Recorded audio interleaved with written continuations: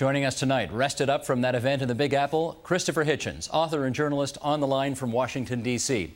MP George Galloway's representatives had committed to his being in this seat, there it is, beside me tonight to debate Mr. Hitchens, but literally moments ago, they pulled out. Galloway's publicist claims the MP had a tough time clearing customs and was too unwell to appear. Too bad. Having said all that, we're very pleased that Mr. Hitchens is with us tonight to confront his Liberal critics who wonder why he is not with them on the issue of the war. Mr. Hitchens, good of you to join us, and we appreciate your staying with us tonight on Diplomatic Immunity. Oh, well, that's easy for me. I mean, I already am in Washington. I must say I'm sorry for anyone who gets stuck in customs in Toronto or immigration. It shouldn't happen to any Scotsman, I don't think. Your sympathies aside, before we get into this, it's obviously going to be a somewhat different program, but something emerged from your debate in New York City the other night that I wanted to ask you about. You seem very interested and concerned about getting Mr. Galloway to answer this question. Will you state that you never discussed oil for food allocations with Tariq Aziz, Saddam's deputy, and will you do so on your oath? Why did you ask him that? Well, because I know the answer to the question, and because Mr. Galloway has received, I think, much too much praise for having refused to answer not that direct question. He claimed he had answered it before the Senate when, in reply to me, which he did not. It was one of the many false statements that he made. But what do you think the answer is? Well, just let me say one more thing. He's had, I think, far too much praise for his been represented too much in the press as a David versus the Goliath of the Senate, when in fact all he did was reply to questions and a mountain of evidence by insulting the members of the Senate, who I think were rather surprised at that behaviour by a member of the British House of Commons. What do I think the answer is? I'll say plainly, as I've said in many places. Mr. Galloway was, and for a considerable time, a paid agent of Saddam Hussein. Can you prove that? Sure. How can you prove it? It's already been proven. There is no arguing with the evidence that's been amassed by the Senate committee. He was a profiteer from the Oil for Food program, and so was his business partner, Mr. Fawaz Zarakat. He certainly denies that. Galloway can sue me in any court in any country for saying this if he wishes to. But when the Daily Telegraph in London, for example, published a document making the same allegation, or rather proving, I would say, the same point, his lawyers didn't care to challenge it in court, and I don't think Mr. Galloway is in any position to be doing so. The fact of the matter is he was not just Saddam Hussein's cheerleader, but he was being rewarded out of the money wrung from Iraq, wrung from its people at a time when billions of dollars went to build palaces and an underclass of wretched, unemployed, frightened, coerced people was being created. The terrible moment, in other words, when we had sanctions plus Saddam, the worst moment actually of Western policy, 10 years of it. Mr. Galloway was one of those who was benefiting from this disgusting situation. Well, and I think his politics go exactly with his interest in this. He's now transferred himself to being, shall we say, a cheerleader again for President Assad of Syria. In as late as July, as recently, I mean, as July, he went to Damascus and told the Syrian people through their state-controlled TV that they were lucky to have such a great president as Mr. Bashar al-Assad, whose death squads, as you can see, have been fanning out against and through and across Lebanon again. Well, you used the word cheerleader there, and I want to sort of flip the question around, because some would suggest that you have become too much a cheerleader for the war in Iraq. And so for the next 25 minutes or so, I'd like to put you through some paces as to why that is so. First, the moral defense of the war. You have told us Saddam Hussein was an evil, awful dictator. He needed to be removed. Fine. My question is, do the events of the past week, where we have seen 2 years into this war, 13 terrorist attacks over the course of 2 days, 200 dead, 500 wounded, the worst day since the war started, is the rationale still relevant? Well, why would the attacks by jihadists and Baathists on the attempt to hold an election in Iraq be a point against me? I guess I'm not sure I understand the point of your question. Of course, there's a very vicious, well-organized attempt being made by agents of the former secret police and imported bin Ladenists. But I guess the point to destroy the prospect of a new Iraq, but that rather strengthens my view that we're doing the right thing in holding an election and trying to organize a compromised federal constitution. I guess your critics would say these kinds of mass suicide bombings and wanton destruction of civilians would not be happening were it not for the American invasion. What do you say to that? Well, the number of people being killed by the Ba'ath Party when it was in power was much greater. It doesn't have the power to do that anymore. And the number of people killed by bin Ladenists depends entirely on targets of opportunity. But Mr. Zarqawi, the leader of an organization which he is good enough to name Al-Qaeda in Mesopotamia, just to make it easy for us to understand who he is and where he comes from, what he's up to, a rival to bin Laden in my view, as well as a deputy of his. These people are in an alliance which, it's masochistic to say, only exists because we've been mean to them. I mean, they were forming this alliance long before a foreign soldier's boot was put on Iraqi soil. I don't want to get into a numbers game with you here, but the Brookings Institution has said that there are between 10 and 30,000 dead since the American invasion. And again, your critics will want to ask you, how many people have to die in this war before it's no longer worthwhile doing? Well, the Brookings Institution could possibly be right in those figures. At least it's an improvement on the absolutely politicized and fabricated junk science figures that are being circulated by Mr. Galloway, among others, from allegedly quoted from the Lancet and from Johns Hopkins University. Those figures aren't believable at all. But when you say the number of deaths as a result of the invasion, what you're actually really saying, or I would prefer to say intervention, number of deaths since. Now, it seems to be all the difference in the world between what happened yesterday in Baghdad, where bombs were put deliberately to kill people and deliberately to frighten people who've already had 30 and more years of being frightened and bullied and killed, and the casualties that are inflicted in the attempt, as it were, to repress those people, to defeat them. So if we're to compare like with like, and if we're also to think, sorry if I go on about this a bit, but of what would have happened in Iraq if we'd let it run, if we'd let Saddam Hussein just carry on, and perhaps hand the succession to his sons, his charming Uday and Qusay boys, and continue to rule by divide and rule, and continue to build palaces while his people starved, and while disease and poverty and malnutrition swept the country. I don't think we'd be looking at a figure any less than about 100,000, and that would be still without a regime change, and probably would have led to the invasion of Iraq when it imploded by Iran, Saudi Arabia and Turkey all sponsoring their local clients, which would have meant, in other words, another Congo or another Somalia, another Rwanda, where we'd have still had to intervene, but on much worse terms and after many more people had died. So well, let's take the question to the next level then, which is... would be my mission statement. All right, okay, let's take the question to the next level, which is, let me ask you if you believe it is incumbent on the world's most powerful nation, which, as Zbigniew Brzezinski has said on this program, was born out of, I think he called it, an ecstatic commitment to the idea of human freedom. Yeah. Is it incumbent on the U.S. to remove evil dictators everywhere in the world? No, I don't think so. I mean, I used, for example, to know Robert Mugabe slightly, and I've seen what he did to my beloved Zimbabwe, and I've been following that struggle since it was southern Rhodesia and a British colony. And though I think that he has outraged every possible canon of decency and human rights, I don't think he's yet moved Zimbabwe to the point where the international community can say it's lost its sovereignty. You lose your sovereignty as a state if you've done one of any four things: invaded neighboring countries and occupied their, or stolen their territory. Remember, Saddam Hussein didn't invade Kuwait, he took over the whole country, said it's now all part of Iraq, annexed it. Tried the same with the southern provinces of Iran. If you have committed a genocide or violated the Genocide Convention, which, if you sign it, means you are obliged to act to prevent or punish genocide. If you repeatedly violate the Non-Proliferation Treaty and mess around with concealment of weapons of mass destruction, and if you're the harbourer and armourer of international gangsters and terrorists. Now, those are the four conditions where the international community can say, that's it. Iraq violated, under Saddam Hussein, all four of those several times. So you've got to have violated all four of those conditions? No, any one, I think, if it's regularly pursued, will do. Genocide certainly will do, because, as I say, the Genocide Convention, to which the United States is certainly signatory, and I think Canada, means you have to. You're mandated to act. That's why people often don't want to say genocide, because it kicks in the mandate.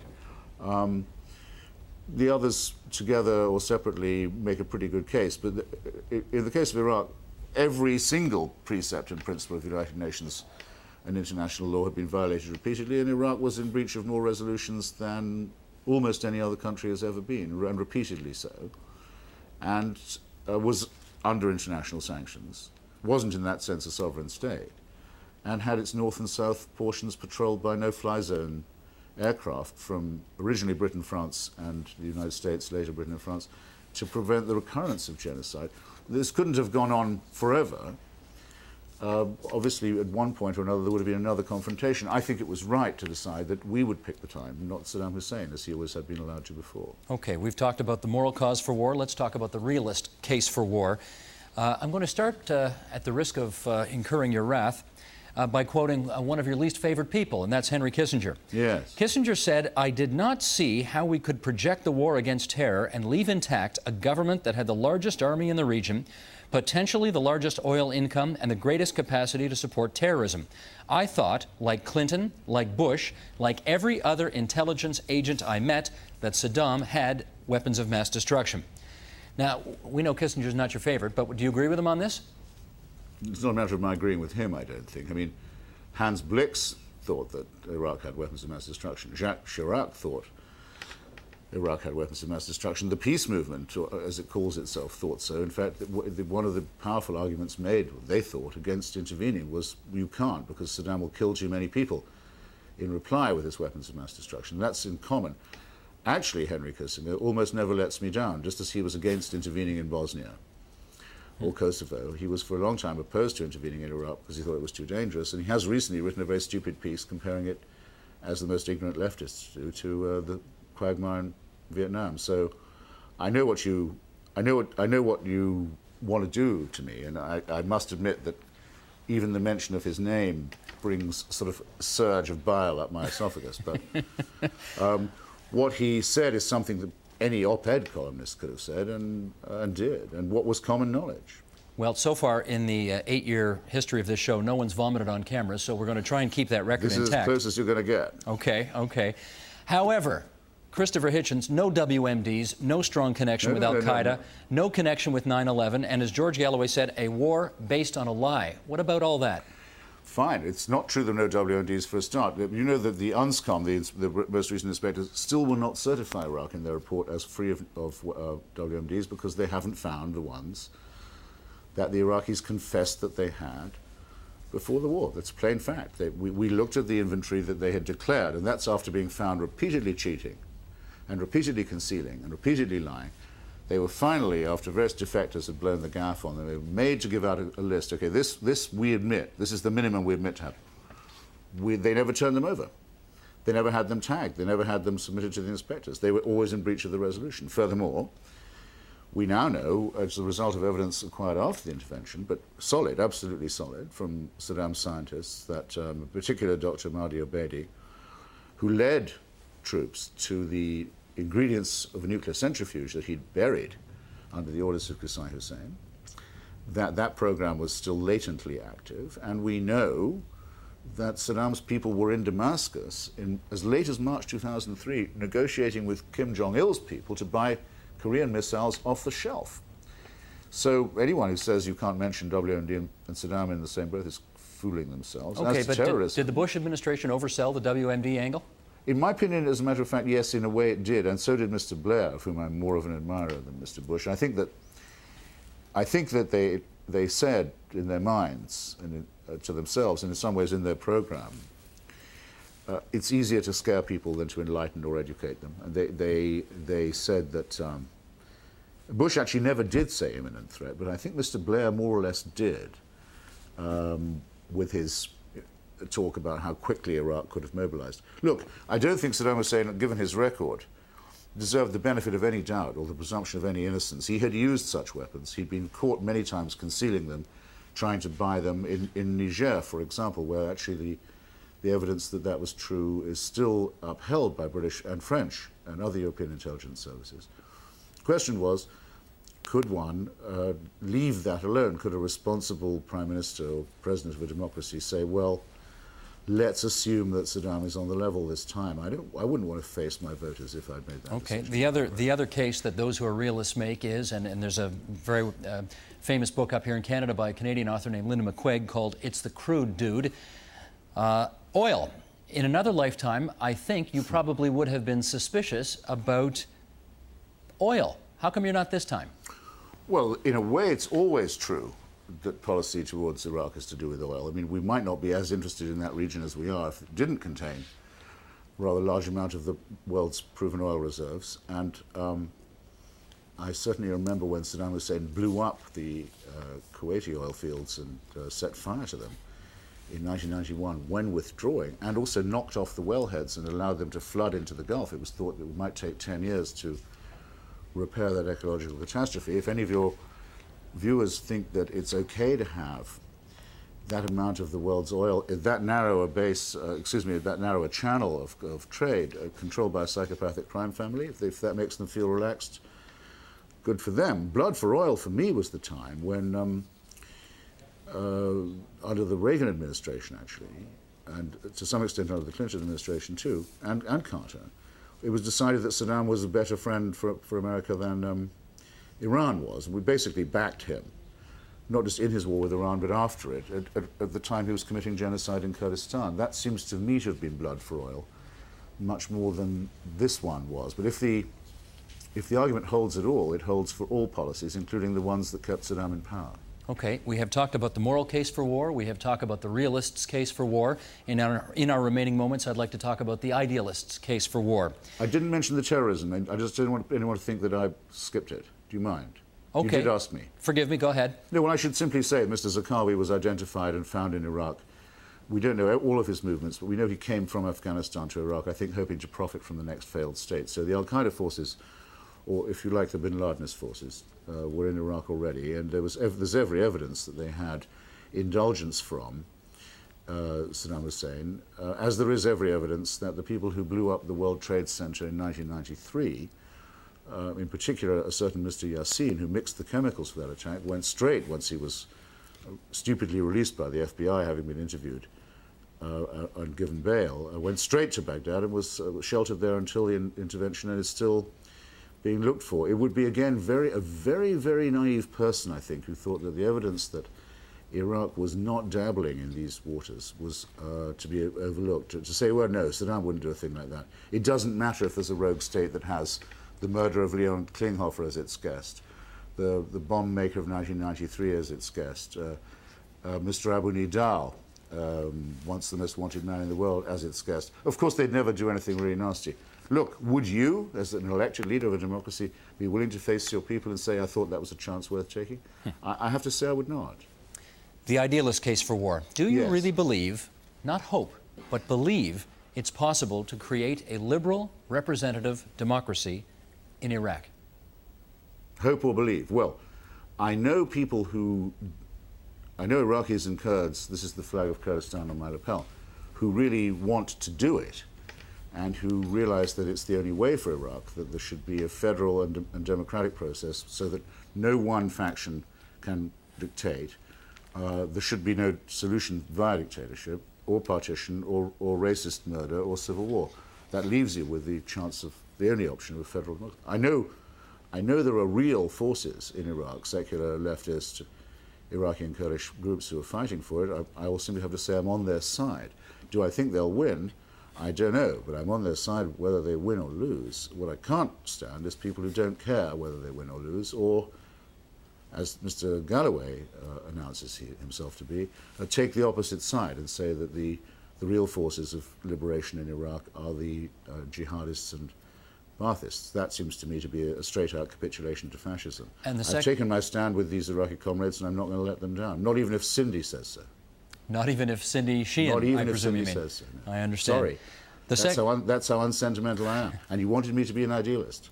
Look what a disappointment I am. The second part of that argument is that not only could Iraq be created as a more liberal, normal society, if you like, but that in the process of that happening, it could have influence on its neighbors and transform the entire Middle East. Do you really believe that's possible? Well, I know that it's already begun to happen because I'm not, in this case, I'm not, as it were, relying on my own allegiances or my own Iraqi friends. I can quote to you Saeed ad-Din Ibrahim, the moral leader of the Egyptian opposition, spent many years in prison under Mr. Mubarak, who was the one who probably did more than anyone else to spark this very unsatisfactory process in Egypt, but one that has definitely begun. And he told me for the record, without the overthrow of Saddam Hussein, the logjam in the region would never have been broken. We've heard the same from the leader of the Lebanese Socialist Party, Mr. Jumblat, Walid Jumblat, and I've heard the same from Anwar Ibrahim, who was the main political prisoner oppositionist in Malaysia, a man who actually still thinks that the war in Iraq was illegal, because he's a lawyer, an international lawyer. He thinks it's illegal, but he's very glad it took place. It won't be long, I think, until we see very, very important developments in Syria as well as in Lebanon. Mr. Galloway's newest friend, Mr. Assad, and his ruling one-party system, I think, are not long for this world. And we know that the Kurdish struggle has spread very, very rapidly and dramatically. These are the largest stateless population in the Middle East, from Iraq to Iran to Turkey and Syria. And I wish them very well. I'm going to stay with them. Yes, we're going to see some great things, and though many of them may have been coming anyway, these movements of democratic change, there's no question what the catalyst was.